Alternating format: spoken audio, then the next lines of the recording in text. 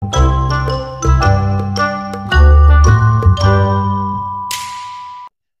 ada soalan 4A kuasa 2 tolak 9 per 2A tambah 3 tolak A kuasa 2 tambah 2A tolak 3 per A tolak 1.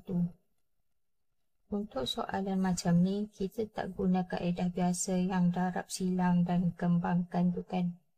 Kat sini soalan sebab ni dua-dua kat atas ni dia dalam bentuk ungkapan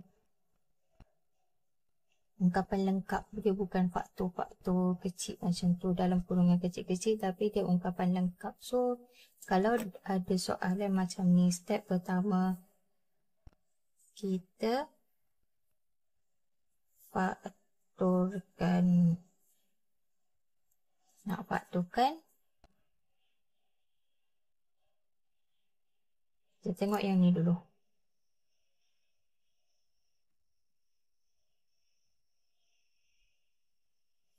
Kita ada satu formula kan. A kuasa 2 tolak B kuasa 2 sama dengan A tolak B, A tambah B. Yang ni formula Mami sangat suka. So, dalam soalan ni dia bagi 4 A kuasa 2 tolak 9. Tapi kita boleh nampak daripada sini. Nampak sini adalah 2 kuasa 2, 3 kuasa 2, A kuasa 2. Kan? So, jawapan dia akan jadi 2A tolak 3, 2A tambah 3. Faham? Kat sini faham? Okey, kita dah selesaikan satu yang untuk yang ni. Kita tinggalkan dulu. Kita tengok yang ni pula. Untuk yang tu, sebelah situ, selalunya soalan, bila soalan dalam exam dia datang dengan hint tau. Kalau kita tengok soalan, kita terus dapat catch up hint dia, memang sangat jimat masa. Sebab kalau tengokkan daripada sini kan, yang ni hint dia ada kat bawah ni, 2A tambah 3. So, kita dapat 2A tambah 3 kat sini kan. Perasan? Okay, untuk yang sebelah sini, hint dia ada dekat A tolak 1 ni. Macam mana? A kuasa 2 tambah 2A tolak 3. Kita nak faktorkan dia. A tolak 1. A. Dia 3 dengan 1 sebab dia minus 3 kan. Lepas tu kita nak mendapatkan plus 2A. Kalau plus 2A, plus depan 3. Minus dekat 1. Nampak tak? Minus dekat 1 sini. So, kalau misalnya kita macam kita dah tahu hint tu, kita memang awal-awal boleh letakkan A tolak 1 kat sini. Kalau kita dapat catch up hint dia ni. So, faktor kita kat sini.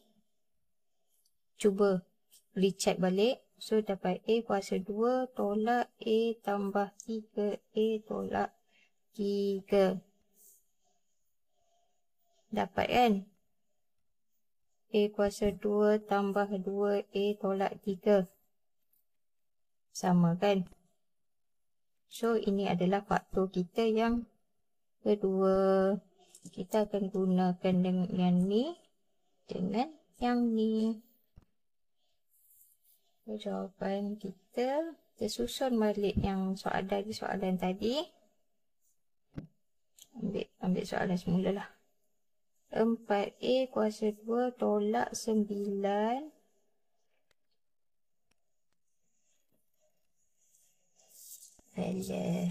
Cantik pula. Buat cantik-cantik. Baru kemas. 2A tambah 3 tolak A kuasa 2 tambah 2A tolak 3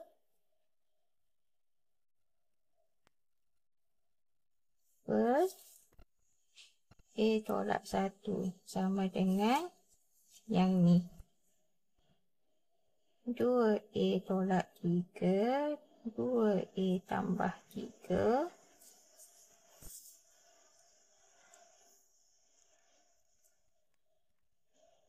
per 2A tambah 3 kurungkan dia. Muat tak ni? Muat kot. A tolak 1. Yang ni A tambah 3 bahagi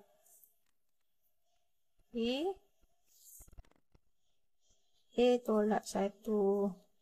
Kat sini kita boleh buat apa? Matikan dia. 2A boleh matikan dengan 2A tambah 3 kat bawah. A tolak 1 boleh matikan dengan A tolak 1 kat bawah. So, kita akan tinggal yang ni 2A tolak 3 tolak A tambah 3. Yang kat bawah ni dah mati, dah 1, dah tak payah tulis.